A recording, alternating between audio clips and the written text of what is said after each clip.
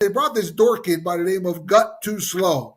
That's what as a defensive coordinator, he left Albany. I know the guy, but all of his teammates, when he played at Penn State, called him Gut Too Slow. His name's Gattuso. He's the defensive coordinator they hired, the idiots. And they made some changes. I'm sure they gave him a boatload of money, too, to come in and be a defensive coordinator, former player at Penn State. But they erred this year. There were some mistakes that this guy was making. And, look, when you're elite, I just got a text. I just got an ESPN notification. This is real time right here.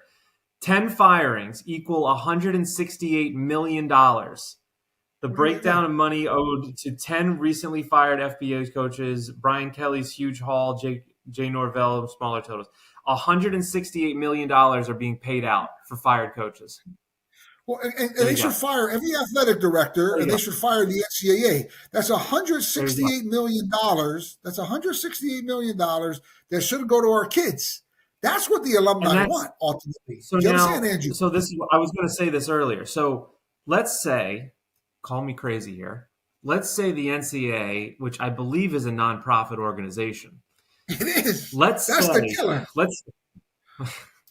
That's the killer. So let's say that in a perfect world, they set it up so that somehow you have – listen, I understand we live in a world where the kids are going to get paid now. I understand we live in a world where there's a tremendous amount of money. There's a tremendous amount of money coming in, and we got to do something with it.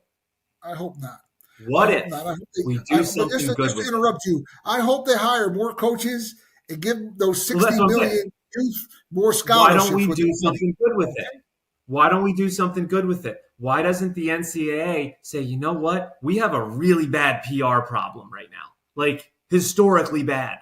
Why don't we take $100 million, $200 million and influx it into youth sports and say, okay, here is a pathway, especially for underprivileged kids, for smaller schools, for rural schools who can't, they don't have the funding, they don't have the state funding, the federal funding, they don't have anything, right? Why don't they put that money forward? And it doesn't have to be all athletics. It can be partially athletics. That's what it is. But hey, you can fill up academic. You can build academic buildings to host your student athletes while they're in high school. Give them better opportunities to get higher grades and get into a better college, which allows help the wheel turn. Instead of just log jamming the whole thing. Why don't we help the wheel, help the development of youth sports, high school sports? And with that, you kind of just, create an environment that helps everybody. Because you already have a tremendous amount of money and you're literally burning it per this. If you have $168 million as a collective to burn, because that's what it is. They're literally burning it. They're firing someone. They say, go home. Here's a check. If you have that much money, you can stop and say, you know what? Let's pivot. Let's pivot and kind of, make some different decisions. Absolutely. LSU doesn't have a wrestling. They used to have my brother wrestled at LSU. They had a super team. They had national. Do they not have a wrestling team anymore? They don't. No, the whole Southeastern Conference, with the exception of Missouri.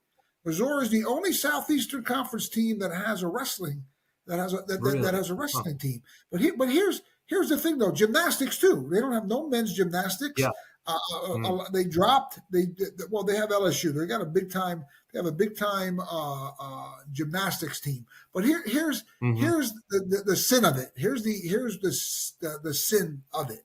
That $100+ million. I done the math earlier. You just add six. You add 6 sports.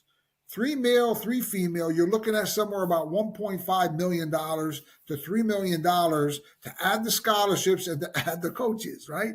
But if you look at how many kids that is, that's a tremendous amount of kids that you're opening up opportunities for. And that's where this whole coaching from Jackie Sherrill, all right, to Kelly, I know them both, yep. All right? And Jackie, I went when he got retired, when they done a Hall of Fame event for him, they gave me free tickets for my wife and I. We went. I probably wouldn't have paid, you know what I'm saying to you, because I'm still a little bit pissed off at the guy and look for leaving. and looking Mm-hmm. at what happened and the absurdity that has occurred since he made that first $1 million. You understand that guys are coaching, and LSU and all these universities are getting hurt by it because they signed these stupid contracts, and that goes all the way up to the president of the universities. They're in charge of that. They got to oversee this, and just for them to turn a blind eye and give a guy $50 million, they should get fired too. It should go all the way up to the top. You know, that's another interesting point. When you're dishing out the alumni money and you're shorting the students, you're shorting the athletes that are on campus, you know, it's a sin.